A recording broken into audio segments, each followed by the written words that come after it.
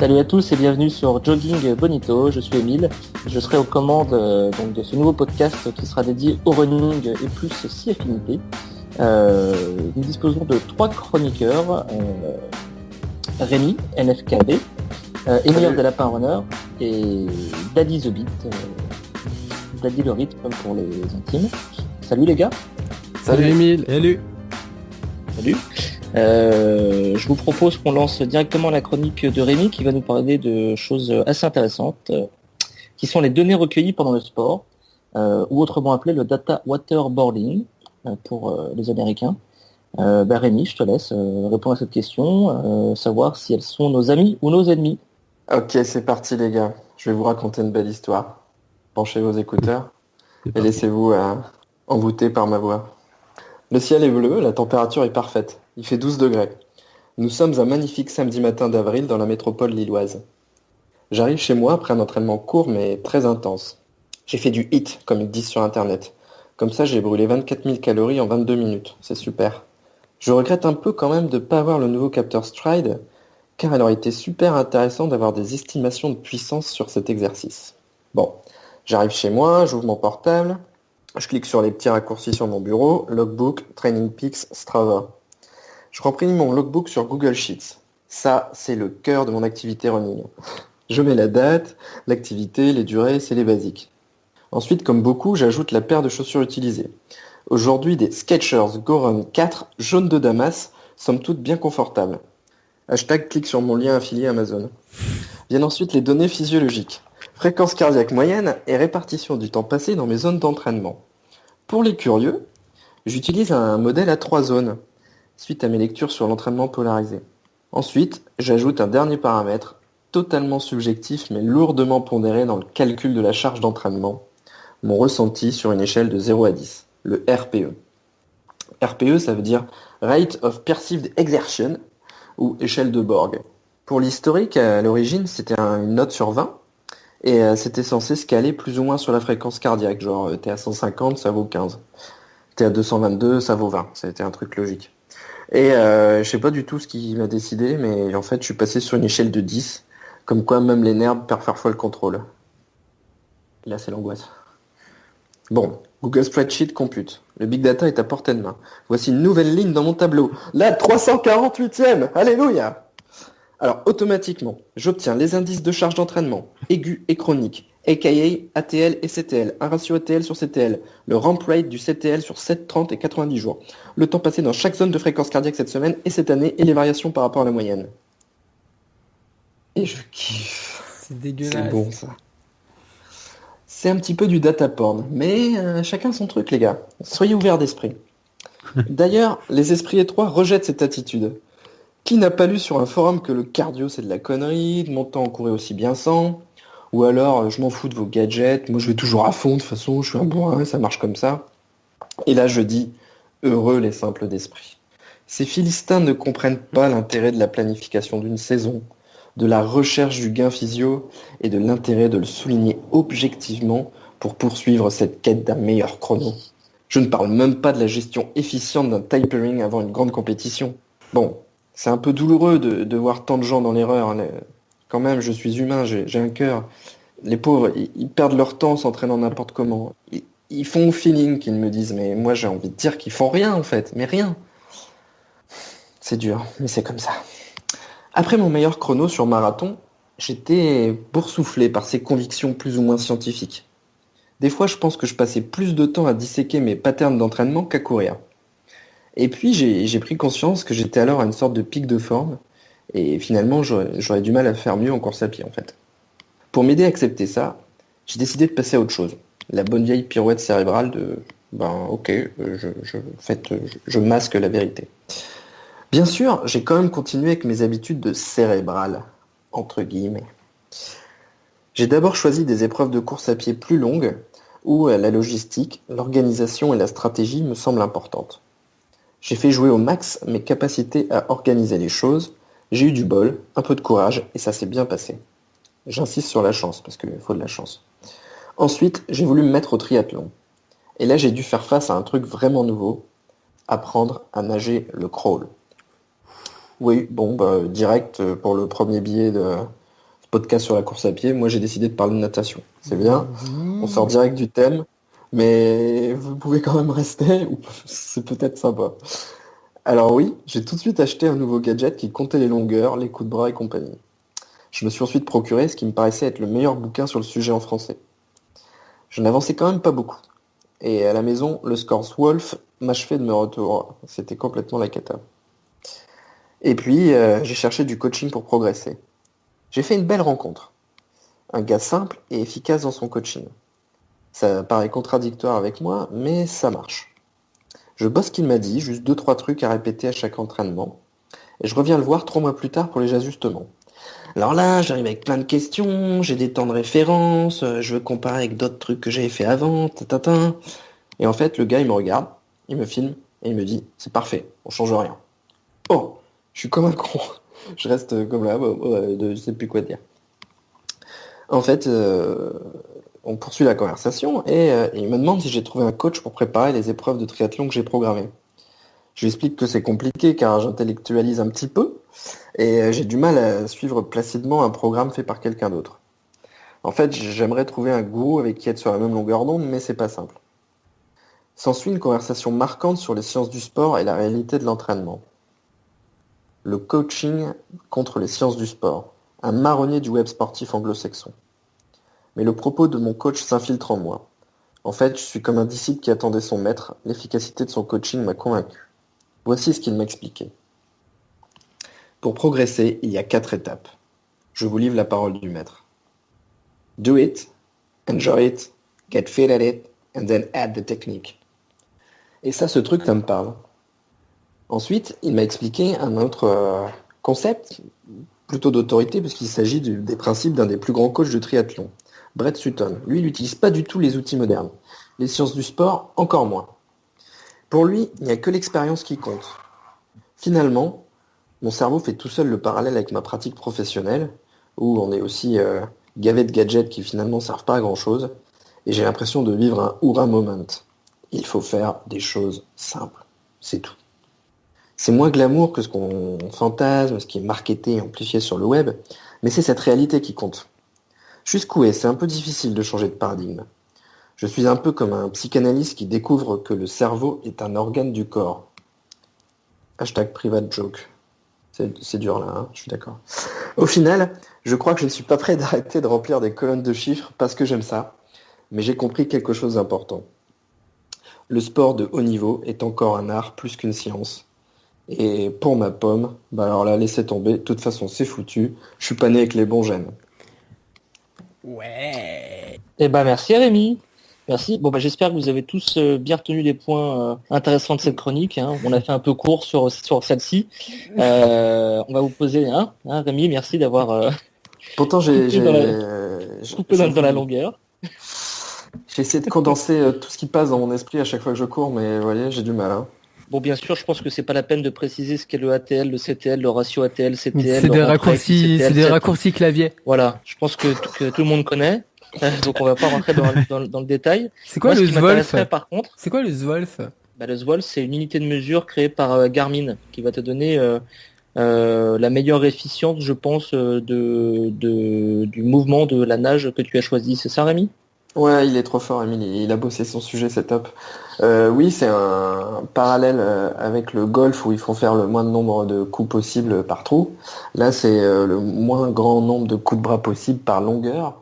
Et donc, en fait, le SWOLF, c'est la somme du nombre de coups de bras sur une longueur de piscine. Voilà. Donc, plus c'est bas, plus ça veut dire que votre battement est efficient. Je connaissais un club aussi où il fallait faire le plus grand nombre de coups par trou. Mais ça, c'était un club un peu spécial. Ah ouais, c'est c'est un club d'alcooliques pas anonyme, ça. C'était un club échangiste, mais bon. Et c'était aussi sympa. Ce n'était pas du golf, quoi. Ni du swolf. Voilà. Ça part très bien, ce podcast. C'est bon, ça. Voilà. Je sais pas ce que vous en pensez, David et Emir. Est-ce que vous procédez de la même façon pour les entraînements? Parce que chacun, je pense, a son propre ressenti sur une séance et on n'a pas tous besoin de le matérialiser par des données écrites. Moi, perso, c'est mon cas. J'aime bien avoir tout écrit et avoir un peu de données, même si j'y comprends pas grand-chose, mais ça me fait toujours kiffer. Donc, je sais pas vous, les gars. Eh ben, écoute, déjà, moi, j'ai une chose un peu futile à dire, c'est que j'ai eu carrément la honte quand j'ai entendu Rémi parler de sa paire de Goron 4. Quand je vois que sur mon Strava, j'ai la dernière paire de chaussures que j'ai dû enregistrer, ça devait être des Kayano 18 qui doivent avoir maintenant 12 000 kilomètres. Mais plus sérieusement, en fait, moi, j'ai une petite question que je me posais en fait par rapport à cette manie des données. Je me disais, Rémi, si tu crées un grand nombre de paramètres subjectifs comme le ressenti, tu vois, qui pourrait être je sais pas moi, ton ressenti mental, ton ressenti musculaire, ton niveau de swag aussi, et que tu leur accordais à ces critères une importance déterminante dans tes analyses. Tu te perds, accouche. Est-ce que tu kifferais moi? Alors là, j'ai rien compris à ta question. En fait, Il nous a parce fait que- une question de politique. mais non, Il pas n'a pas du tout. fini encore la question, qu'on a déjà oublié ce que c'était, quoi. Ouais, c'est Ouais, ça. parce Non. que tu peux la faire en français ou sinon on peut en allemand, mais Dans je parle un peu le Deutsch. moi personnellement, j'ai eu la chance de pouvoir explorer ton temple des données. Ouais. Et Sûr. il y a beaucoup de data, on va dire, objective. Et moi, je me Ouais. demandais, tout à l'heure, tu parlais de ton RPE, là, ton échelle Oui. de 10, de Ouais. 1 à 10.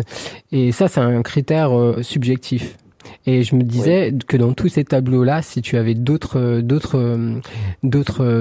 si tu ajoutais d'autres critères subjectifs en étant imaginatif, est-ce que tu kifferais moins qu'aujourd'hui avec tes données qui sont très objectives?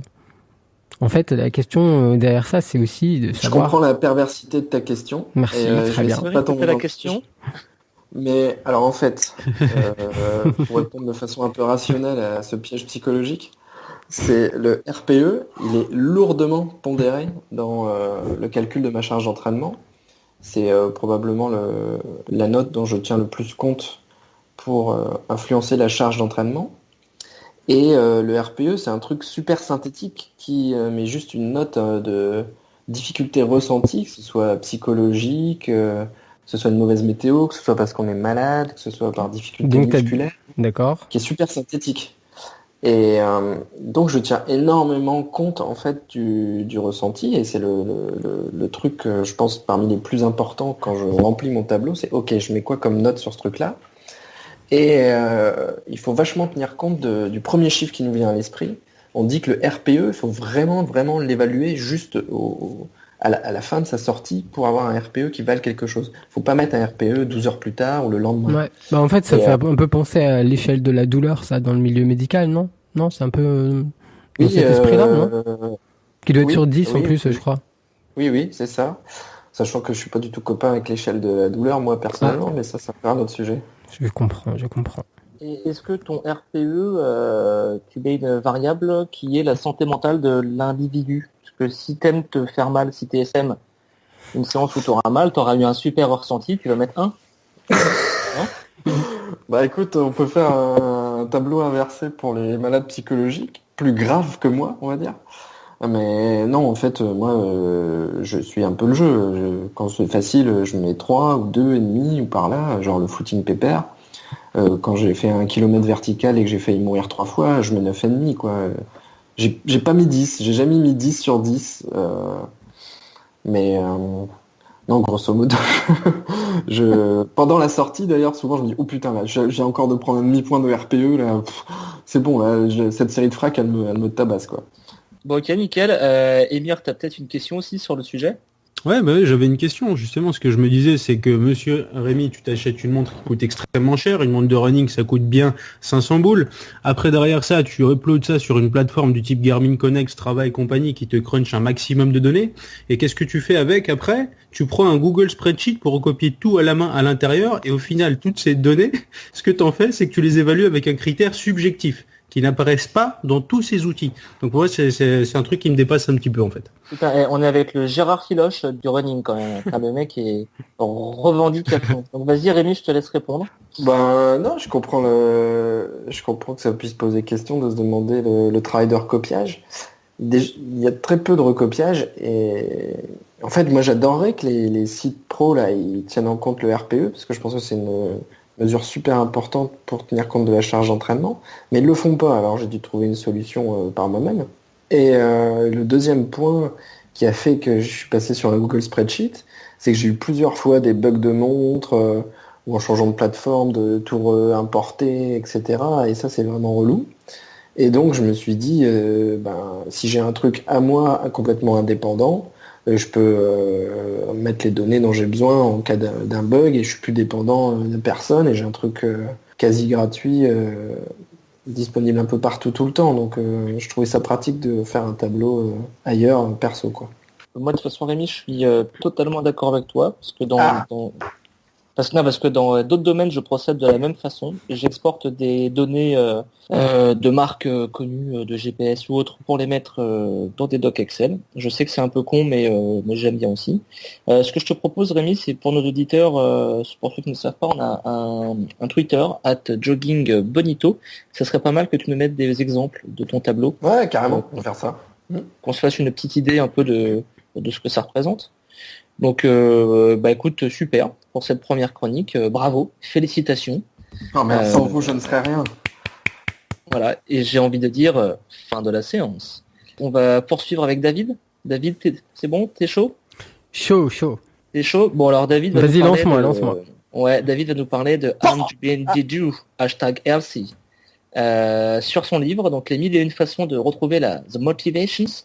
D'ailleurs, je crois que la 992e, c'est Anne Dubindidu himself. J'ai hâte d'arriver à la 992e, parce qu'elle me fait kiffer un peu. Vas-y, David, nous t'écoutons. Ok. Récemment, mes amis, j'ai connu une baisse de motivation à cause d'une blessure sans doute provoquée par le drop réduit d'une chaussure pour laquelle j'ai sacrifié de mon cœur une partie des cadeaux d'anniversaire de mes enfants. Pour retrouver l'envie de me sublimer et préparer un 100 km, j'ai activé les 3 leviers qui d'habitude me transcendent à l'entraînement. La musique, les sentiments et le savoir. J'ai donc crapahuté des dizaines de kilomètres avec l'intégrale de Mylène Farmer dans les oreilles, toujours pas interdit par la FFA.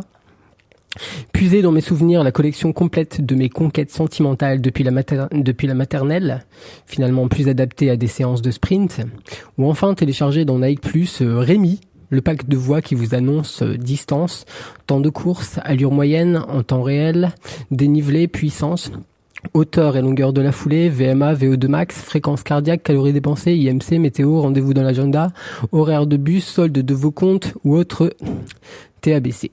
C'est quoi TABC? Ouais, je sais pas. Temps avant bière dans le canapé. Ah, J'en mets. Puis j'ai sollicité la bienveillance et les encouragements de Valmont, qui a d'abord voulu me soumettre à un test de connaissance sur les 100 bornards au paléolithique. Il m'a demandé d'apprendre par cœur le palmarès complet des championnats du monde de la spécialité depuis 1987. J'ai refusé, elle m'a traité d'imposteur et bloqué sur Twitter. ouais, je suis d'accord avec elle, j'aurais fait la même. Enfin, j'ai fait appel à un coach virtuel en téléchargement, GPs, une application pour smartphone qui n'a aucune intention de vous contrarier et vous concocte des plans personnalisés pour atteindre n'importe quel objectif chrono. Vous courez le 100 km en 12 heures, vous voulez le courir en moins de 9 heures dans 3 mois, pas de problème. Voilà les séances que nous pouvons vous proposer. En moins de 3 heures, ok, why not? C'est un peu court, mais suivez nos conseils. Bref, j'ai mobilisé tous les éléments permettant d'accroître la motivation de tout athlète de haut niveau normalement constitué comme moi, et j'ai échoué. Kilomètre 58, j'ai rendu mon dossard. Bye bye champion. Quelques jours plus tard, je suis tombé sur le tweet d'Anne Dubendidou, qui annonçait la sortie de son livre intitulé La magie du running. M'en remettre au pouvoir surnaturel de ma fée en brassière préférée, je n'y avais pas pensé. Rapidement, cette annonce a fait l'objet de railleries sur les timelines, mettant en cause la légitimité de l'auteur de l'ouvrage. Instinctivement, j'ai eu envie de prendre la défense d'Anne, pas seulement parce que son potentiel sensualité m'incite à penser que son livre est sans doute une référence en matière de running, #féminisme. Certes, elle me follow sur Twitter, répond à mes DM et like certaines de mes photos sur Instagram. Toutefois, n'y voyez pas d'opportunisme de ma part, même si je ne cracherai pas sur une mention sur son Snapchat pour m'offrir de la visibilité et donc obtenir plus de produits de la part des marques. Oh, quelle belle surprise dans ma boîte aux lettres ce matin. Non, mais si j'éprouve le désir de défendre Anne, c'est aussi pour répliquer à la flopée de spécialistes sur les réseaux qui ont décrété que son bouquin était aussi illégitime qu'un guide du savoir-vivre en société écrit par Serge Aurier. Ils étaient nombreux Et mon gars sûr. Ils étaient une fiotte. Ils étaient nombreux à démolir le livre avant de l'avoir lu. Et pour ma part, j'ai envie de dire en toute sérénité, c'est de la violence gratuite! Mais pour déterminer si Anne de Bendidou est légitime pour écrire un guide de la course à pied, je pense qu'il est préférable de vérifier si elle a un peu bossé son sujet et si ça peut apporter quelque chose à quelqu'un. Notez que par provocation, mais en vérité pour saluer le courage que nécessite l'écriture d'un livre, j'ai retweeté l'annonce de la sortie du livre en guettant les réactions. Résultat, j'ai vu passer les commentaires positifs, mais j'ai également lu chez certaines personnes de la stupeur, des ricanements et des critiques dures. Ce qui ne les a pas empêchés de me demander en privé comment je me l'étais procuré. Autrement dit, savoir si c'était possible de l'avoir gratos. Je précise que j'en ai fait l'acquisition sur mes propres deniers, car Anne a dû oublier de m'envoyer un exemplaire dédicacé. Bref, comme j'avais du temps à tuer lors de mes dernières vacances chez Belle Maman, et une chronique à rédiger, je me suis plongé dedans. Ainsi, j'ai habilement pu esquiver le moment où, à table, les beaux-parents félicitent mon ingénieur de beau-frère qui a déposé de nouveaux brevets avant de s'intéresser à mon cas par charité chrétienne. T'as bien couru aujourd'hui ? Concernant le guide, comme son nom l'indique, il s'agit d'un guide. Rarement on fait appel à un guide pour visiter un lieu qu'on connaît déjà bien. On peut en déduire qu'il s'adresse à la nana qui a décidé de commencer chaque journée comme si elle avait été écrite pour elle. Will Smith dans Hitch, chef-d'œuvre cinématographique. Oui, la nana qui veut cesser de courir après sa raison d'être, mais va se mettre à courir juste pour être. Elle est déterminée à libérer son potentiel, à dépasser ses propres limites, à réveiller le petit soleil qui sommeille en elle. Autrement dit, Hashtag train hard, win easy, c'est ça ? C'est ça, win easy. Healthy choices. Autrement dit, elle veut une nouvelle vie sans passer par M6 et elle pense que c'est à travers la course à pied qu'elle va enfin devenir quelqu'un d'exceptionnel en 5 étapes. Et métamorphose physique à la clé, car il ne faut pas se leurrer, c'est aussi ça qui la motive.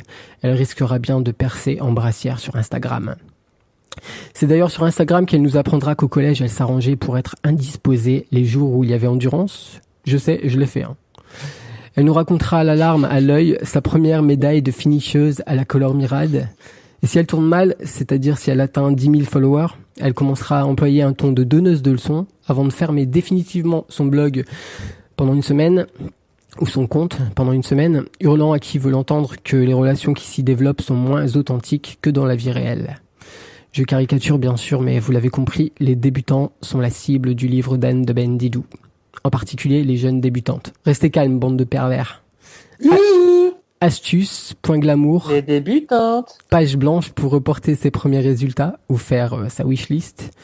Mais aussi séance type pour se lancer sans prendre de risques ou programme pour préparer des distances allant du 10 km au semi-marathon. Le tout illustré par des petites traces de pas ou des silhouettes en mouvement. Sur le fond, elle répond de façon quasi exhaustive aux questions que se posent les coureurs novices. Équipement, alimentation, organisation d'une course. Ça peut parfois sembler élémentaire, mais je pense à ma première compétition courue avec des tennis, un trail, ou à la fois où j'ai acheté une montre cardio à la place d'une montre GPS. Et ouais, punissez-moi. C'est du bon sens à l'attention des personnes un peu paumées qu'il faut éduquer. Je me mets à leur place quand j'ai besoin d'un guide pour apprendre le crochet ou le potager. Dans le bouquin, ça parle aussi de corps, de biomécanique, de bien-être, de nutrition. Ça explique les bienfaits de la PPG, de l'intervalle training, du cross-training. Ça définit des termes comme VMA, FCM, anaérobie ou fartlek, que Anne de Bendidou définit comme le cousin babacool du fractionné.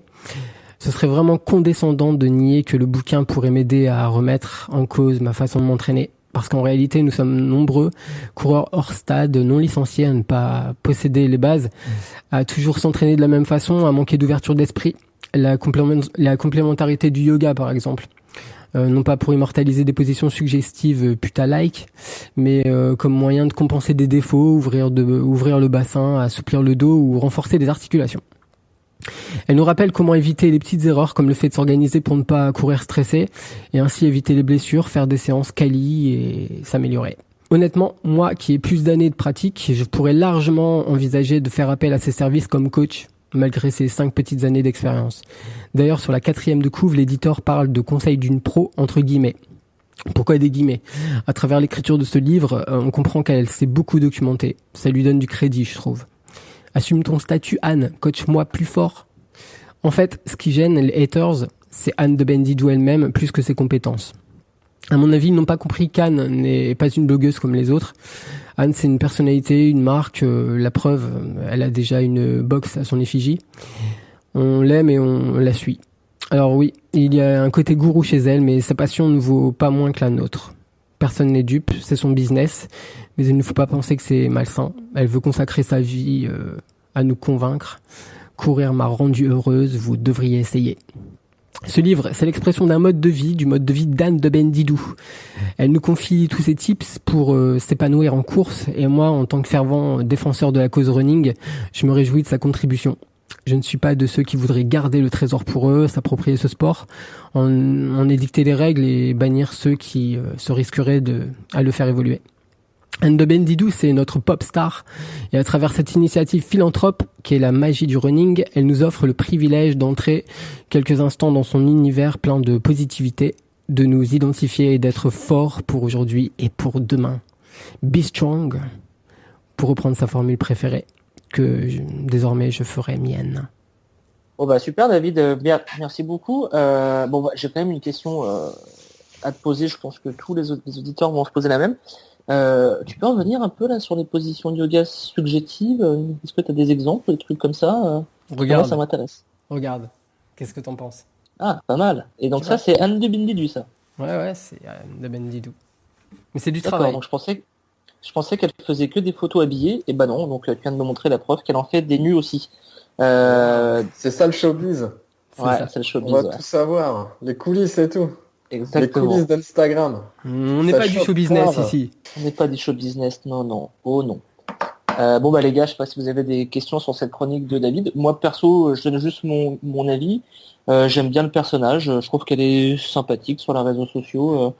Elle donne pas l'impression d'avoir la grosse tête et c'est ça qui la rend agréable, contrairement à certaines. Je sais pas ce que vous en pensez. Ouais, Emir, il a l'air chaud comme une baraque à frites. Oui, j'ai envie de réagir sur le sujet parce que je me demandais justement quand on a affaire à une personne donc, qui fait sa vie, on va dire, sur Instagram, qui prône le healthy, etc. Comment, à quel moment, tu dis David d'avoir instinctivement eu envie de prendre sa défense, à quel moment est-ce que tu te ranges du côté de cette personne, à quel moment tu perçois sa sincérité et à quel moment tu te dis elle ne fait pas ça pour sa thune, elle fait bien ça pour véhiculer un message et donc tu adhères en fait, tu adhères au message. C'est ça que je me demande.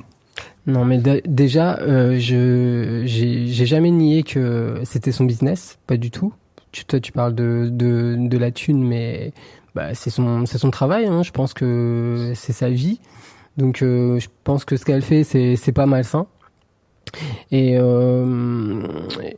donc à quel moment je m'intéresse, on va dire, c'est que déjà, je l'avoue, hein, c'est aussi par opposition parce que moi. D'emblée, j'ai jamais d'a priori sur les gens et je trouve que tout travail mérite qu'on s'y penche, qu'on regarde un petit peu la sincérité de la démarche, etc. Et je trouve injuste et je trouve que la sortie de ce livre, ça illustre bien l'a priori des gens, c'est que ce livre, il est juste fait pour un public de débutants, de personnes cool, célibataires, sans enfants, etc. C'est un livre que j'ai trouvé personnellement assez humble. Et en général, on accuse Anne de Bendidou tout l'inverse en fait. Alors c'est sûr qu'il y a le culte un peu de sa propre personnalité, etc. Mais comme je le disais dans la chronique, c'est une petite star de la communauté, c'est son job, voilà. Et je trouve pas ça honteux de vouloir vivre de ça, de faire ça. Je pense que j'ai pas le sentiment que elle ment aux gens et donc voilà. Je pense qu'elle a pas. Je pense que dire elle fait ça pour l'argent, je trouve ça hyper péremptoire en fait finalement. Je dis pas l'inverse. Moi, je connais absolument pas son travail, mais je critique gratuitement ce genre de choses, tout simplement parce que j'aime le faire. Voilà. Merci David. Bravo, pour ta Rémi. réponse. Rémi, je crois que tu voulais rebondir sur la réponse de David, il me semble, Rémi, non? Moi je trouve que les histoires d'argent, c'est un peu des vieux tabous franco-français. C'est bon, il y a des gens qui gagnent de l'argent en faisant des trucs sur Internet, c'est moderne, c'est la vie, c'est comme ça. Les jalousies viennent que d'autres aimeraient le faire, mais n'ont pas le courage ou l'investissement de temps. C'est très dur d'écrire un livre. Il faut admirer Tout ça. à fait d'accord avec Il toi, faut admirer Rémi. ça. Après voilà, moi je connaissais pas du tout et c'est parce que tu m'en as parlé que j'ai été voir Anne du Bendidu et ça m'a montré plein de choses que je connaissais pas, mais deux trucs, moi j'en retiens deux points.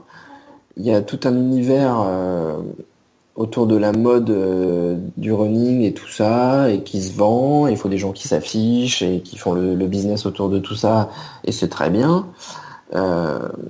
En tout cas, c'est pas négatif. Dans son livre, elle explique, elle insiste pas mal sur le côté privilégier votre confort, etc. Tu vois, pas sur. Alors, elle dit la mode, plus etc. Sloggy que string et tout. Si je peux me permettre, J'imagine. pour reprendre ce que tu disais, Rémi, que aujourd'hui il y a tout un truc sur la mode du running, il faut qu'on s'affiche et autres. Je fais juste une petite aparté sur ce truc-là. Aujourd'hui, ce genre de poste fonctionne parce qu'il faut pas se leurrer, les personnes qui font la promotion pour ces habits sont quand même des personnes plutôt sexy, plutôt sympas. Demain, j'écris un livre, je me mets en brassière et en mini shorty, moi-même, Émile, sur Instagram. Je ne pense pas que j'aurai les mêmes retours que Anne du Bididu ou autre. Donc voilà, Y a pas de elles savent souci jouer avec avec ça. Après, si vous voulez, je pourrais le faire. Ça, c'est pas un vrai souci, mais non, mais elles savent jouer avec ça et non. Just do it. Ouais, voilà. Et en plus, Pour le bien de ce monde.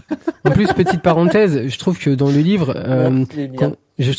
livre, contrairement à son compte Instagram, etc., les photos sont vraiment pas terribles, quoi. Pour le coup, elles la mettent pas vraiment, enfin, les photos mettent pas vraiment en valeur Anne, quoi. Enfin, c'est bon, les gens, ils ont acheté le livre, ils ont pu avoir. Je pense que c'était pas vraiment le but. C'est là où elle est maligne. Peut-être que avec des photos plutôt standards, elle a voulu plutôt mettre en avant son conseil que elle-même dans le livre. Ouais, faut relativiser ça quand même. Hein, Belle lecture du match. Bien essayé.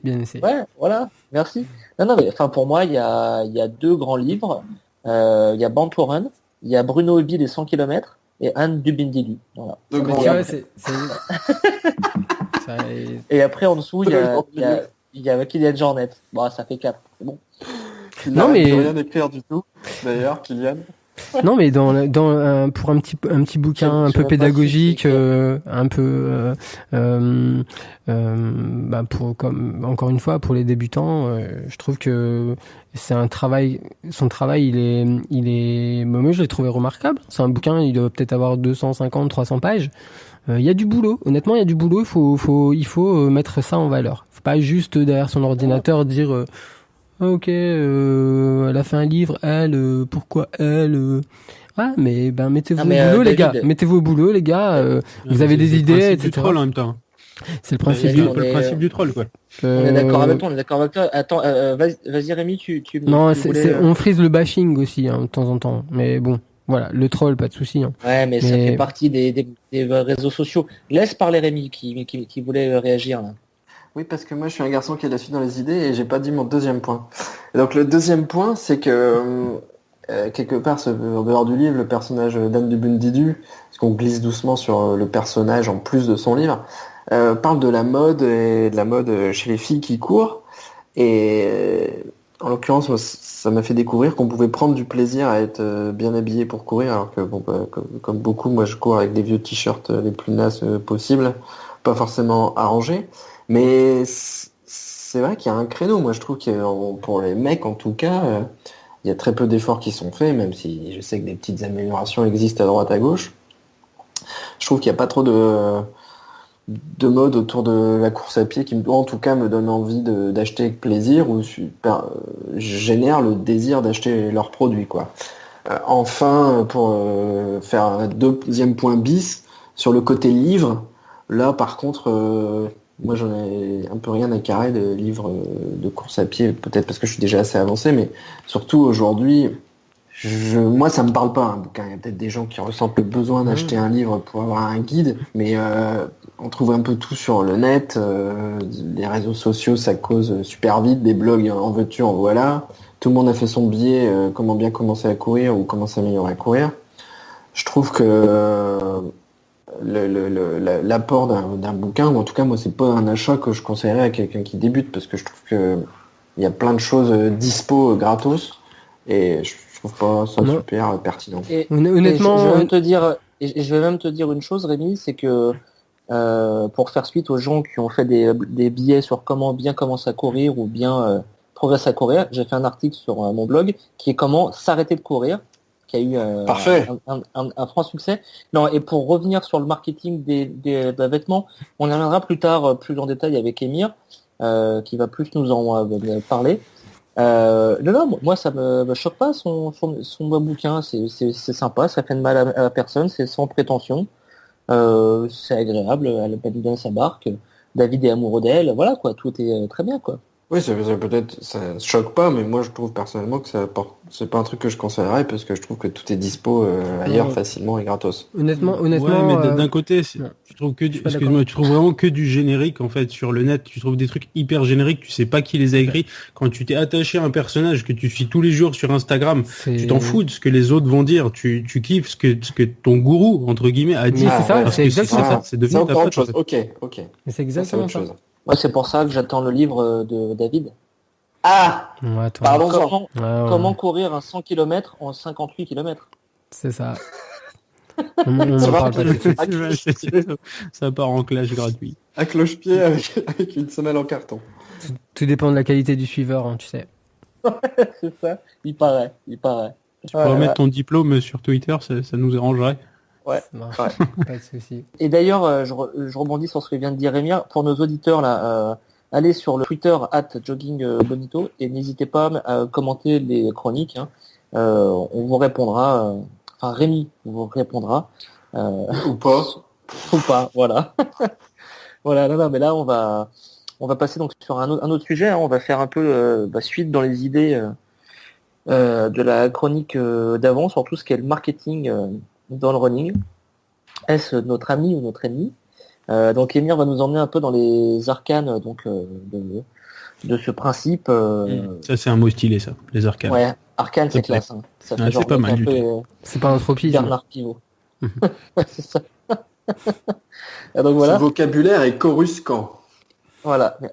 On est sportif et intelligent. Attention les gars. Mais on sait pas parler. Voilà.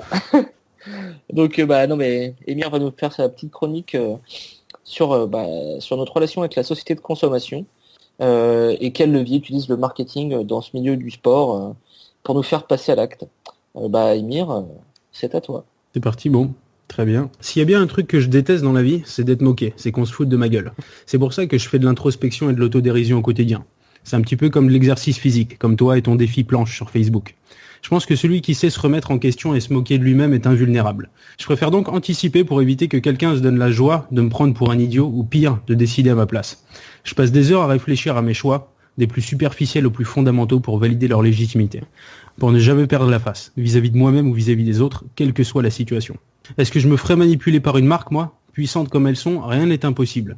J'irai même plus loin, c'est presque comme jouer une partie d'échecs avec un adversaire qui peut rentrer dans ta tête. Mais on n'est pas là pour me psychanalyser, mais bien pour parler de running. Je viens donc à la question qui sera ma ligne directrice, notre relation avec les marques et les produits qu'elles proposent. Pour le meilleur ou pour l'argent, pour nous aider ou pour nous saigner. Il y a ce moment où tu tombes sur ce produit. Et là, tu sais déjà ce qui va se passer. Ah mais t'as vu cette veste? Avec ça, t'es le roi de la piste. On regarde plus que toi. Regarde, c'est étanche, c'est déperlant. Il y a une poche pour iPod et un petit trou pour les écouteurs. Et avec ça, t'as plus aucune excuse pour ne plus aller courir quand il pleut. Ça va te motiver à être plus régulier. Et puis, mieux vaut en acheter une de qualité maintenant au lieu d'en acheter une bas de gamme et devoir changer tous les 3 mois. Puis ça fait justement 3 mois que je me suis rien acheté. Et c'est pas comme si c'était inutile. Et puis, ça me fait du bien quand je cours. Puis bon, après, je m'achèterai plus rien pendant 6 mois. Allez, je la prends. Et puis si tu vas avec un pote pour nuancer ou valider ton choix, la finalité sera la même. Soit il est lui aussi pris au piège, auquel cas il se fera la meilleure antenne commerciale gratuite du monde, soit il ne l'est pas, auquel cas il ne fera que freiner l'inéluctable. l'échange de cette veste contre ton bras gauche.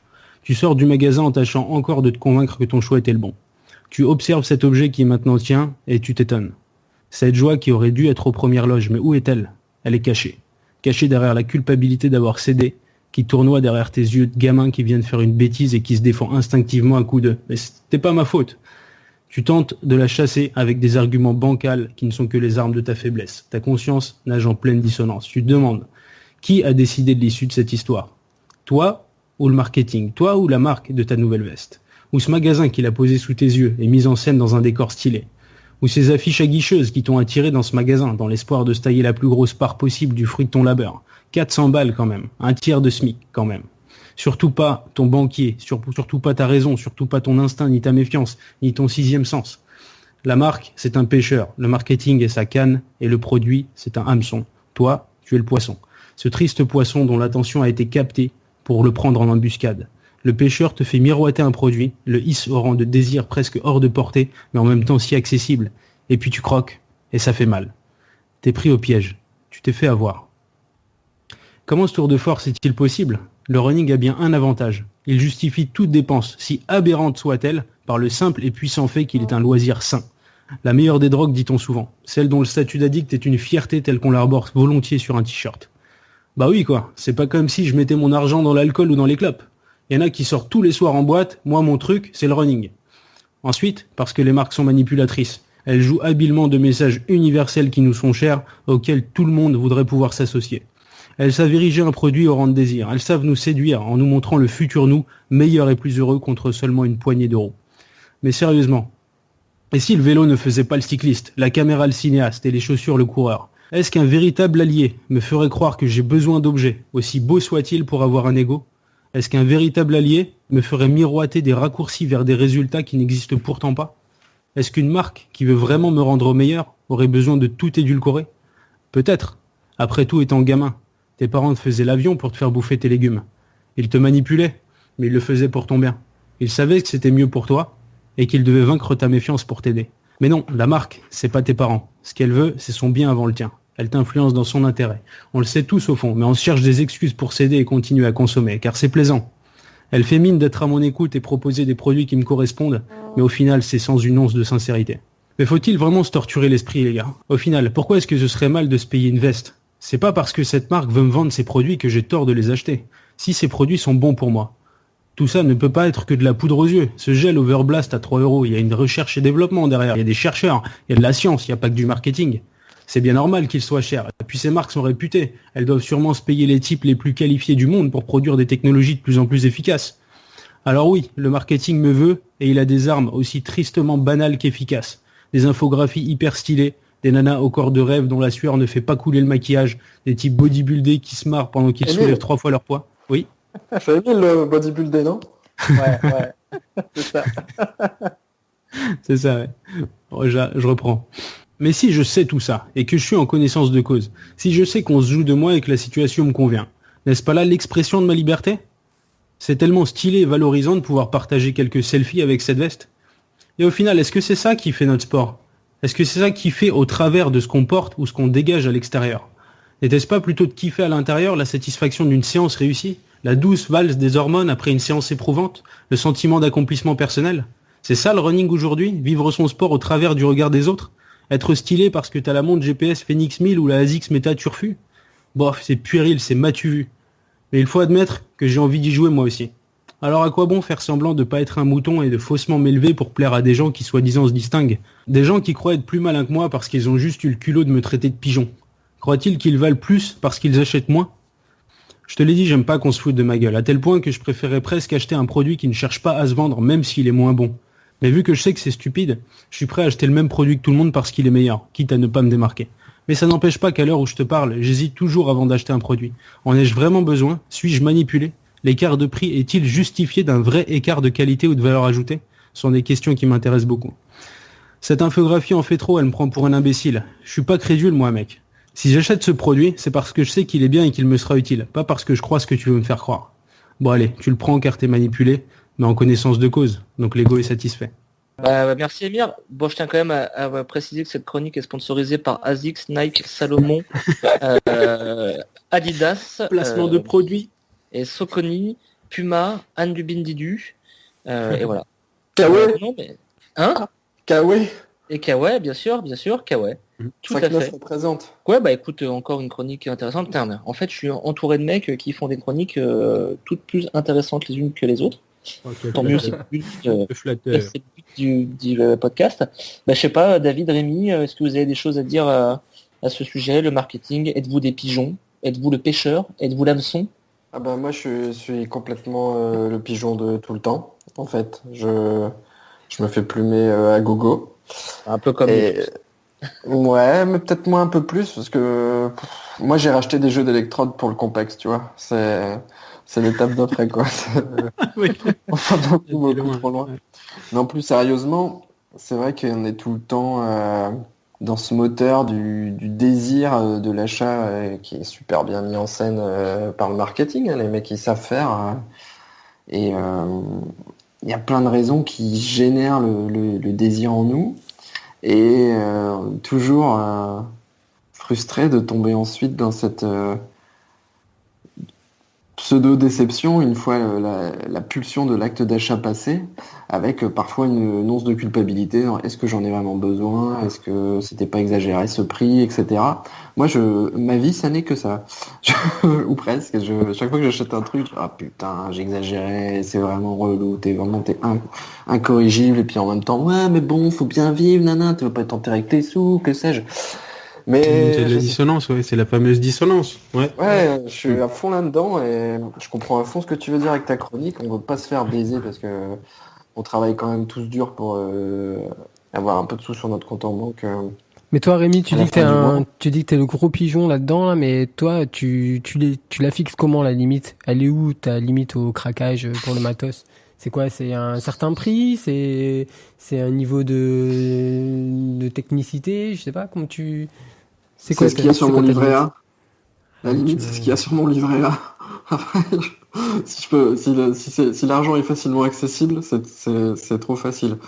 Bon, pour donner un petit ordre d'idée à nos auditeurs, sachez que toutes les chroniques sont écrites et enregistrées sur du matériel Apple, que nos casques sont du Bose.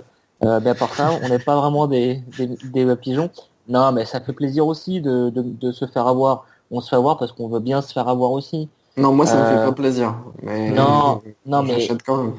Je suis d'accord avec toi, Rémi. Mais le truc, c'est voilà, on est sur Apple parce que certes, il y a beaucoup de marketing derrière, mais c'est aussi un bel objet, c'est aussi pratique. Voilà, il y a pas que ça, comme disait Emir. Pourquoi est-ce qu'on devrait se refuser à acheter celui qui est le plus marketé, alors que c'est souvent, c'est pas souvent, mais souvent c'est les meilleurs produits. C'est parfois le meilleur, ouais. C'est parfois le meilleur. Parfois. Au-delà de ça, je pense que Emir et lui, ce qu'il revendique, c'est le droit de faire comme tout le monde, si c'est bon pour lui, en fait, plus généralement. C'est ça? Oui, c'est ça. Ouais, c'est ça. Sûr. Mais il y a des petites gaillards qu'on voit énormément sur les smartphones, sur les iPhones. On traite de pigeon directement le gars qui a acheté l'iPhone le jour de sa sortie. Mais si, je sais pas, si ce type, il en avait besoin, par exemple. Je fais pas une ode à la consommation, loin de là, mais si ce type, il en avait besoin à ce moment-là et que ce produit lui correspond, pour moi, ça va bien. Ça va bien, même s'il y a tout ce marketing derrière, en fait. Bien sûr. C'est un des messages de la chronique, ouais. Parce qu'à ce moment-là, tu manges plus rien, t'achètes plus de voiture, t'achètes plus. De toute façon, aujourd'hui, tout. Derrière chaque pub, même quand tu regardes à la télé, tu as des pubs sans marque, juste pour le kiwi ou la pomme de terre, donc même un produit plus simple qu'il est marketé. Donc oui, ça fait partie du jeu. Attends, là moi ce que je pense qu'il faut quand même pointer du doigt, c'est l'exagération. Donc là on se fait un débat consommation dans la société ou dans la course à pied, mais c'est l'exagération. Et l'exagération pour moi elle vient quand des mecs à fond dans le marketing en sont à créer par exemple, des box de course à pied ou de running comme on en a vu fleurir sur internet, des blogs ou quoi, où les mecs vont contre une somme délirante par rapport à ce qu'ils proposent, t'envoyer un colissimo comme quand t'étais en colonie de vacances avec 3 gels bidons, un élastique pour mettre autour de ta tête pour pas que la transpiration elle coule dans tes yeux, et ils vont te vendre ça 47,99 € sans les frais de port. Et merci de t'abonner parce que la semaine prochaine, tu auras un poster de Daddy the Beat en 4x3 pour mettre dans ta chambre. Je m'abonne direct. Ça, j'espère bien. Ça me coûte cher. C'est ça les excès de marketing et c'est ça qu'on veut pas. Après, ce qui est difficile, c'est de c'est quand il y a des produits sont bons, mais ils sont parfois surdimensionnés par rapport à nos besoins. Je veux dire, quand on va faire son footing notre tour à côté de chez nous, comme on fait un peu tous, et qu'on va courir 10 bornes, qu'est-ce qu'on a besoin de vestes ultra techniques en Gore-Tex active, renforcées en event au genou, quoi. Parce que C'est ça bon. nous rassure. Parce que ça nous rassure. Moi, quand je vais courir mon 2 km, je suis content de savoir que ma montre peut tenir plus de 50 heures d'autonomie. On sait jamais, si jamais je me perds. Voilà, Ouais, si jamais je voilà. fais une rencontre.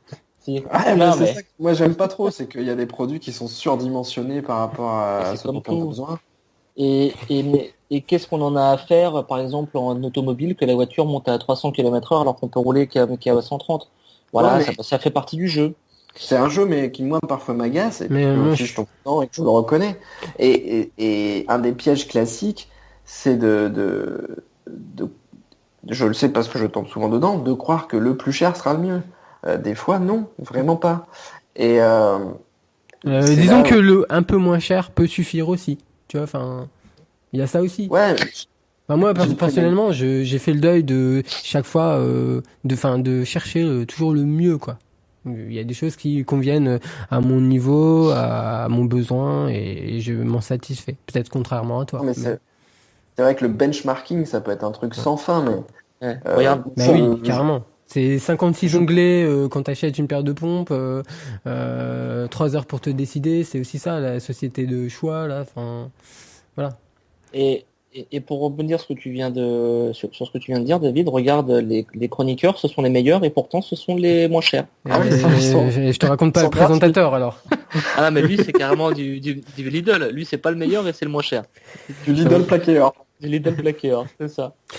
Hein, si je peux me Euh, permettre juste non, une mais petite remarque. Je te coupe, Rémi, vas-y, je t'en prie. donc de dire que dans le benchmarking sans fin, moi, il y a des objets qui me choquent plus que d'autres. Par exemple, les lunettes de soleil.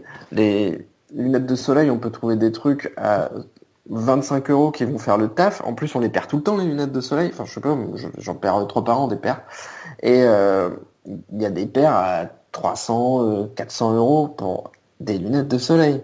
Donc là, ça me dépasse. Je veux bien qu'il y ait de la R&D ou des trucs comme ça, comme tu disais, Émir, mais il y a un moment, trop c'est trop, et on nous prend quand même vraiment pour des gogos, justement en jouant cette carte de je vous affiche un prix cher parce que je sais qu'il y a des gens qui sont prêts à le payer, et parce que ces gens-là en plus sont de la race de ceux qui croient que le plus cher sera le mieux. Donc moi je dis quand même qu'il y a des moments où on est quand même un peu trop gogo et qu'il y a plein de trucs dont on n'a pas besoin et que la course à pied c'est franchement un des sports qui pourrait être les plus simples en matière d'équipement Et le moins pour cher. se faire plaisir et parmi les moins chers et que grâce à la masse de gens qui pratiquent aujourd'hui, les fabricants et le business a réussi à trouver l'astuce de multiplier les petits accessoires euh, ou des détails de coloris ou que sais-je pour que les gens achètent encore et encore. Et moi, ça me saoule un peu. Mais Hum. même, tu vois, dans une variante du running qui est le trail, où le grand truc, c'est le retour à la nature, tu vois, des Anton Kruprushka ou autres qui vont courir juste en micro-short, même dans ces domaines-là, t'avais beaucoup de marketing, t'avais beaucoup de marques. Même dans le trail, le message est poussé. Donc, de toute façon, dès qu'il y aura une masse de personnes qui va se mettre dans une activité qui peut être la plus saine, la moins pourrie par le marketing ou autre, le marketing suivra. C'est une obligation. À partir du moment où tu as une cible, et ben derrière, tu as le marketing et tu as le produit à vendre. Demain, notre podcast sera marketé. Dès demain Bah, matin. moi, je sais, moi, j'ai toujours été nul, même à la braderie, je sais pas vendre. Alors, c'est pas moi qui vais faire. Je veux bien vous donner des photos de mon tableur, mais vendre, je sais pas. Moi, je pense qu'on est, de toute façon, pour revenir dans ce débat, je pense qu'on est plutôt que d'exprimer d'exprimer une liberté. Je pense qu'on est condamné à aussi à vivre avec des Ouh là contradictions, là! à vivre avec des contradictions, j'allais Ah, dire quoi, avec nos ouais. principes, etc. Et ça, c'est un gros, enfin, moi, c'est quelque chose qui me pose problème dans le running, de toute façon. C'est que constamment, c'est j'ai T'es des un états gaucher d'âme. contrarié, c'est Ouais, ça? frappé. Non, mais très sérieusement, je pense qu'on est condamné vraiment à consommer, en tout cas des produits de running, et ça nous met toujours face à nos contradictions. Et c'est jamais de gaieté de cœur. D'ailleurs, c'est pas forcément lié, mais vous avez remarqué aussi que quand on achète un produit en boutique, bizarrement, dès qu'on sort de la boutique, qu'on le sort chez soi, il est tout de suite moins beau. Enfin, voilà, c'est pourquoi? Parce que on est passé à l'acte d'achat et voilà, il y a plus le frisson, il y a plus le. Ouais, qu'est-ce qui s'est passé, avec une femme. C'est comme avec une femme. Après qu'on l'ait consommé, on n'a plus le frisson. Oula, ça dérape. Moi, j'ai envie de recommencer des fois. C'est bizarre. Ah, mais on n'a plus l'âge maintenant, tu sais. Parlez pour vous, monsieur. Non, mais ce que je veux dire sur le market, et peut-être enfoncer le clou et basta, c'est que on a des besoins et... Enfin voilà, je cours pas pieds nus, je mets quand même un t-shirt, parce que de toute façon, c'est censé être interdit par la loi de courir torse nu, même si j'adorerais faire ça tous les jours comme mon pote paléophile spécial casse dédié. Mais... Je pense qu'on peut aussi éviter de tomber dans un certain excès d'acheter une paire de pompes juste pour il y a un nouveau coloris. Je veux dire, là, entre la Kinvara 4, la 5, la 6 et la 12, c'est pareil, quoi. Et, Non, mais tu rigoles, c'est pas du tout la même technologie. T'as 2 mm de plus, t'as des lacets de 3 cm plus longs, t'as une aération mèche avec un meilleur rendement, et en plus elles font courir plus vite. Alors là, tu vois, tu dis n'importe quoi. Ouais, mais bon, au fond, je sais que vous avez compris, et je suis d'accord avec David qu'il faut accepter certaines contradictions. C'est peut-être un des défis de la vie que d'apprendre à vivre avec ces contradictions. Je le sais, je suis Sagittaire, mais je crois aussi qu'on n'est pas tout le temps obligé d'être des gogos, quoi. Voilà, c'est tout. Bien sûr, il y a les besoins d'un côté, il y a les envies de l'autre, et puis il faut, dans la mesure du possible, essayer de taper au milieu, voilà, d'être dans le plus raisonnable. Après, voilà, il y a forcément des déviances. Merci, c'était le mot de la fin. Merci beaucoup. Je te kiffe. Merci, moi aussi, pareil, je fais plein de bisous.